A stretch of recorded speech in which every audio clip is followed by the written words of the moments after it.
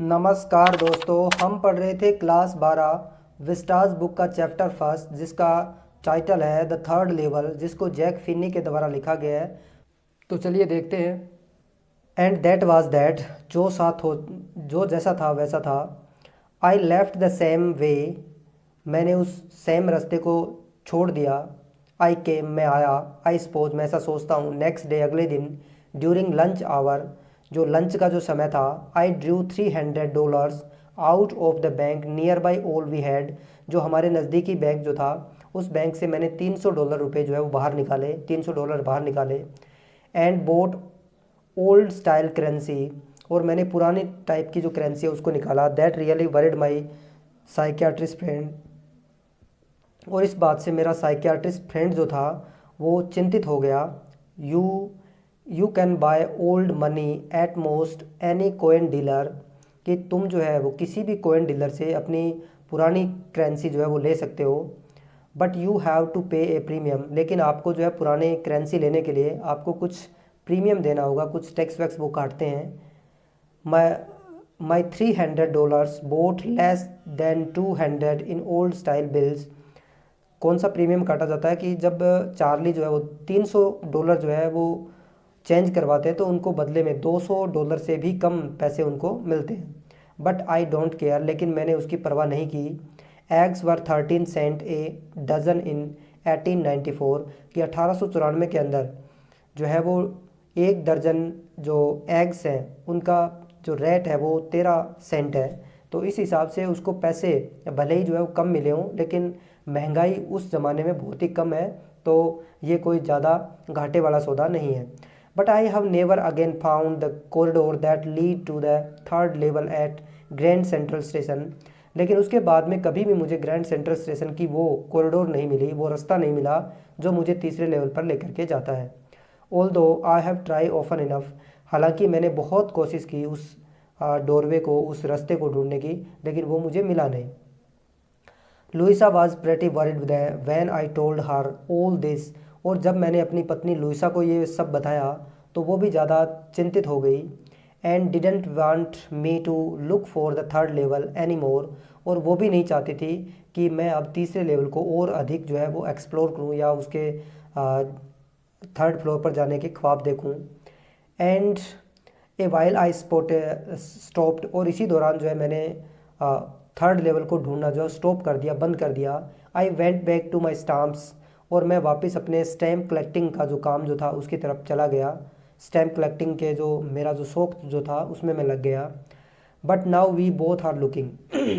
अब देखो यहाँ पर ऐसी कौन सी चीज़ होती है कि अब उसने ग्रैंड सेंट्रल स्टेशन के थर्ड लेवल को ढूंढना छोड़ भी दिया था, और उसके बाद में अचानक से ऐसा क्या होता है कि वो पति और पत्नी, हस्बैंड वाइफ दोनों मिल करके जो है वो अब ग्रैंड सेंट्रल स्टेशन के तीसरे लेवल को ढूंढ रहे हैं एवरी वीकेंड, प्रत्येक सैटरडे संडे को।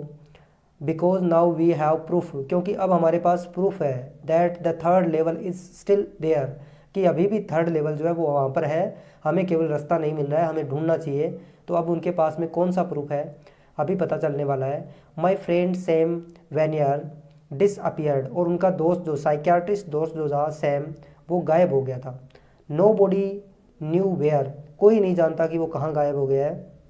But I sort of suspect, लेकिन मेरे पास कुछ सस्पेक्ट था, कुछ संदेह था। बिकॉज सैम्स सिटी बॉय, कि सैम जो था वो एक शहर का लड़का था। And I use to tell him about Galesburg, और मैं उसको हमेशा ही गेल्सबर्ग के बारे में बताया करता था। I went to school there, कि मैं वहाँ पर स्कूल गया था। एंड ही ऑलवेज सेड, और वो हमेशा कहता था, he like the sound of place, कि वो इस प्रकार के जो प्लेस होते हैं उनका जो इन्वायरमेंट जो है, साउंड का मतलब वैसे आवाज़ होती है यहाँ पर, लेकिन यहाँ पर उसका मतलब है कि वो जो उनका इन्वायरमेंट है उसको पसंद करते हैं। And that is where he is, और उसी वजह से जो है वो शायद वो वहाँ पर है। ऑल राइट इन 1894, 1994 के अंदर शायद वो अभी वहाँ पर ऐसा होना चाहिए, ऐसा उनको सस्पेक्ट हो गया था, संदेह हो गया था। बिकॉज वन नाइट, क्योंकि एक रात्रि को।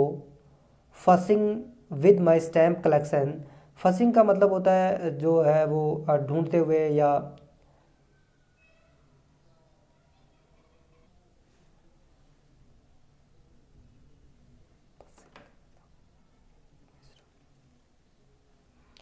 Because one night fussing with my stamp collection, क्योंकि एक रात्रि को fussing with my stamp collection की जब मैं अपने स्टाम्प कलेक्शन के साथ में जब काम कर रहा था, आई फाउंड मैंने पाया, वेल डू यू नो क्या तुम जानते हो, what A first day cover is, कि फर्स्ट डे कवर क्या होता है। फर्स्ट डे कवर जो है वो आपको पता ही है कि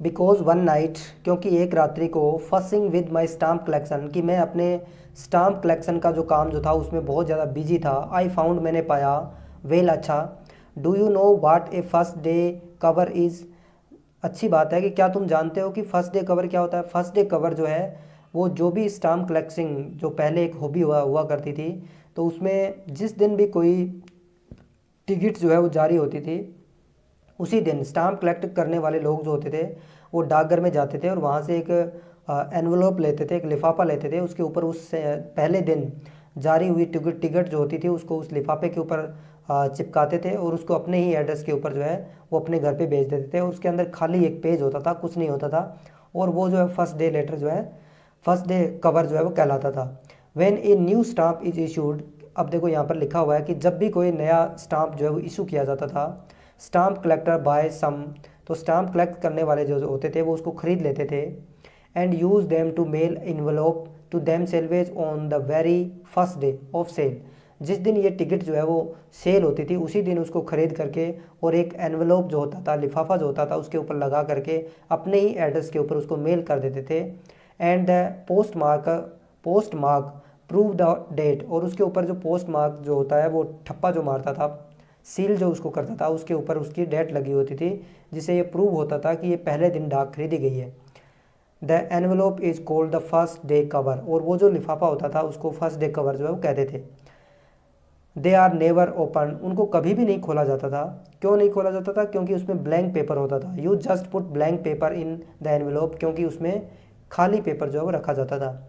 दैट नाइट, उस रात्रि को, among my oldest first day covers, कि मेरे पुराने जो फर्स्ट डे कवर जो थे, I found one that shouldn't have been there, मैंने वहाँ पर एक एनवलप पाया जो वहाँ पर नहीं होना चाहिए था, बट देयर इट वाज, लेकिन वो वहाँ पर था, जिसको होना नहीं चाहिए था फिर भी वो वहाँ था। It was there because someone had mailed it to my grandfather, ये मेरे पास था क्योंकि किसी ने मेरे दादाजी को मेरे दादाजी को जो है वो इसको मेल किया गया था।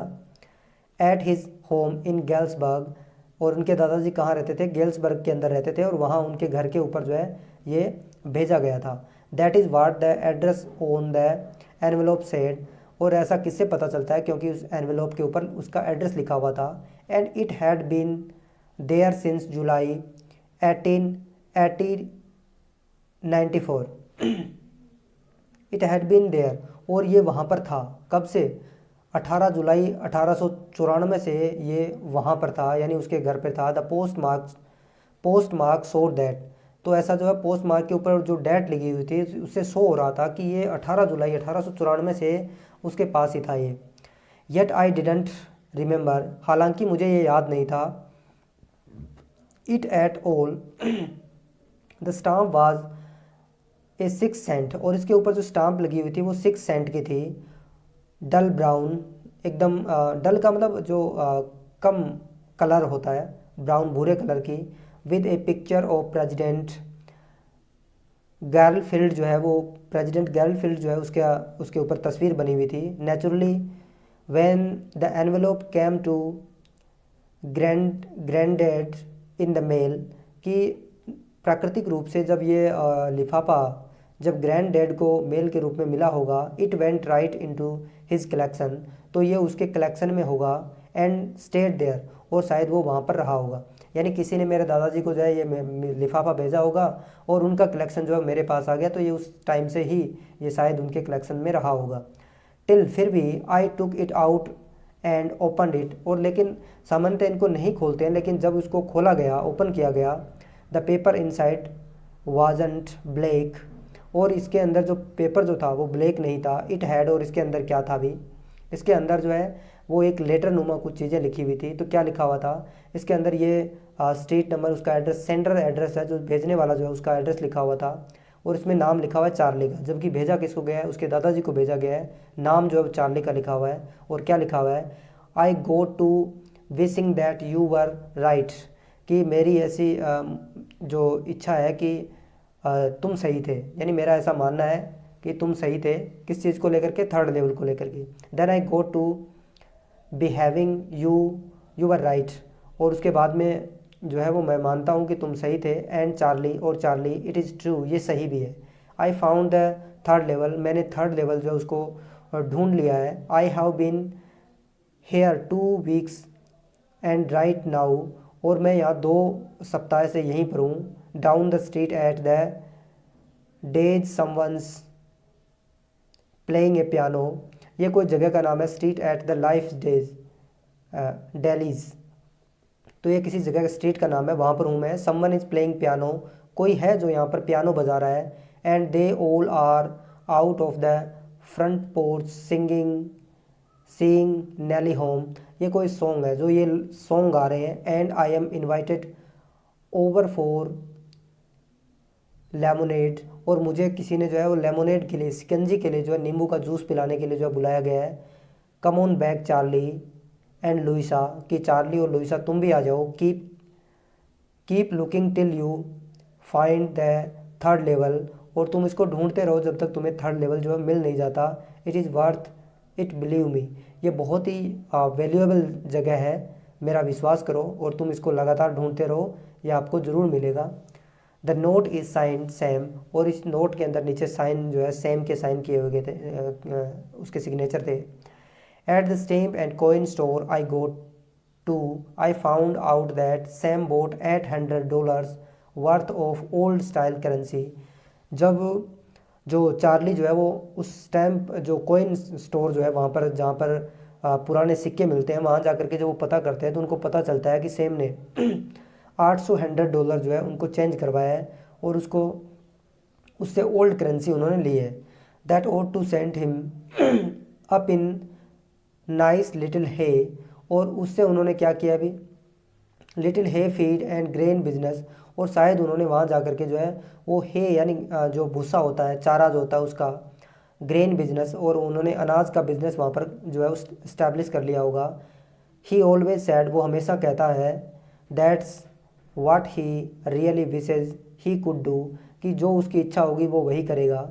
And he certainly can't go back to his old business, और वो वापस से अपना पुराना बिजनेस जो है उसमें नहीं जाएगा। और उसका पुराना बिजनेस क्या है अभी, वो एक साइकियाट्रिस्ट है।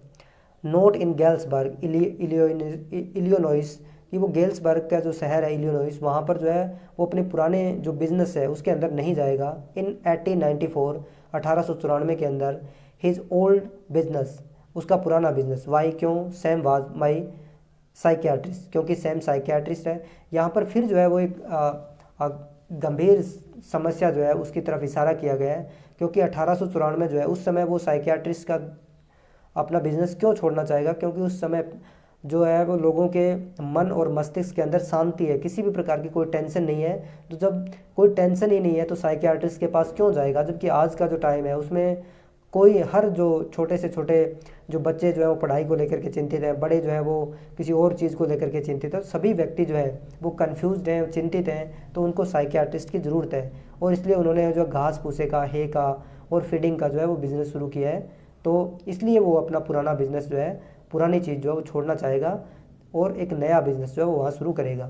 तो काफ़ी कन्फ्यूजिंग, बोरिंग चैप्टर है। धन्यवाद।